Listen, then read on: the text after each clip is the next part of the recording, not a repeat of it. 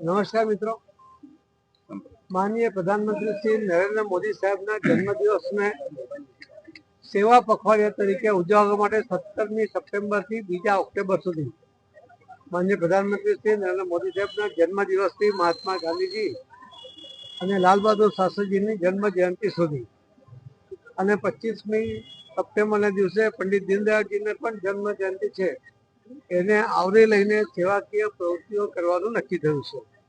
સુરત શહેર અને ગુજરાત ભારતીય જનતા પાર્ટીએ એને દિવાળી સુધી લંબાવવાનું નક્કી કર્યું છે અને એના કાર્યક્રમ પહેલાથી જ ચાલુ કર્યા છે. એમાં પૈકી આજે સપ્રતિ ફાઉન્ડેશન દ્વારા લગભગ 75 દિવ્યાંગ ભાઈ બહેનોને એક સાયકલ આપવા માટેનો પ્રયત્ન થયો છે. કેપી ગ્રુપ દ્વારા પણ એમાં મદદ કરવામાં આવી છે.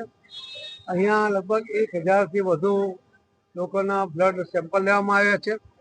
એના રિપોર્ટ પછી અમને જે દવા આપવાની હશે એ દવા પણ અહીંયાથી ફ્રી આપવામાં આવશે. આ ચેકિંગ દરમિયાન ચેકઅપમાં જે કંઈ સારવાર કરવાની જરૂર પડશે એમાં મદદ કરવામાં આવશે.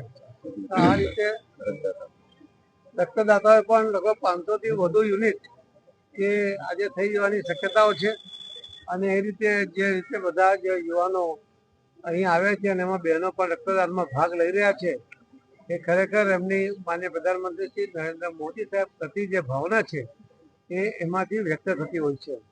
હું સૌ ટ્રસ્ટના ટ્રસ્ટીઓ ભાઈ શ્રી નીરવભાઈ, અમારા સાથી સાંસદ શ્રી મુકેશભાઈ દલાલ અને બીજા બધા જ એમની સાથે જોડાયેલા તમામને ખૂબ ખૂબ અભિનંદન આપું છું કે સેવાકીય પ્રવૃત્તિઓમાં નવી પગદંડી કરીને એમણે બ્લડ કેમ્પ, ચેકઅપ કેમ્પ, આજે સાયકલો આપવા માટે દિવ્યાંગોને 75 આ રીતે જે બધા જ કાર્યક્રમો આજે જોડ્યા છે એના કારણે સામાન્ય જનની જે મુશ્કેલીઓ દૂર થશે, એને એમાં રાહત થશે. અને માનનીય પ્રધાનમંત્રી મોદી સાહેબ એક એવું વ્યક્તિત્વ છે કે જે જન્મદિવસને પણ નિમિત્ત બનાવીને સેવાકીય પ્રવૃત્તિઓ દ્વારા જ એ જન્મદિવસની ઉજવણી કરતા હોય છે. તો આપના સૌના માધ્યમથી હું ફરીથી ટ્રસ્ટમાં ભાગીદાર લોકોને, બ્લડ કેમ્પ કરનાર અને જેમણે અહીં સાથ સહકાર આપ્યો છે તમામને ખૂબ ખૂબ અભિનંદન આપું છું. ધન્યવાદ.